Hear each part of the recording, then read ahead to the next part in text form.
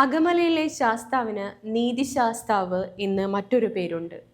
ഒരിക്കൽ ഗ്രാമവാസികൾ തമ്മിൽ ഭൂമി തർക്കത്തിലേർപ്പെട്ടു. ശക്തരായ ആളുകൾ ദുർബലരായ ആളുകളെ അടിച്ചമർത്തി. ഇതിൽ ദുഃഖിതനായ ആളുകൾ, ഭഗവാനെ, സത്യമെന്തെന്നത് അങ്ങേക്കറിയാം, ഞാൻ കള്ളം പറഞ്ഞില്ല എന്ന് പറഞ്ഞ് അതീവ ദുഃഖിതനായി ആ കൂട്ടർ പോയി.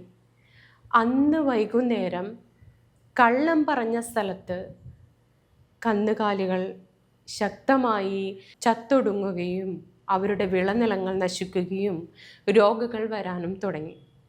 ഗത്യന്തരമില്ലാതെ എതിരാളികൾ വന്ന് ശാസ്താവിൻ്റെ നടയിൽ മാപ്പ് പറഞ്ഞു.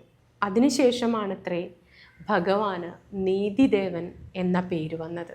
ഒപ്പം തന്നെ അകമല ശാസ്താവിൻ്റെ നടയിൽ കള്ളം നടക്കില്ല എന്നൊരു ചൊല്ലും ഇപ്പോഴും നടക്കുന്നുണ്ട്.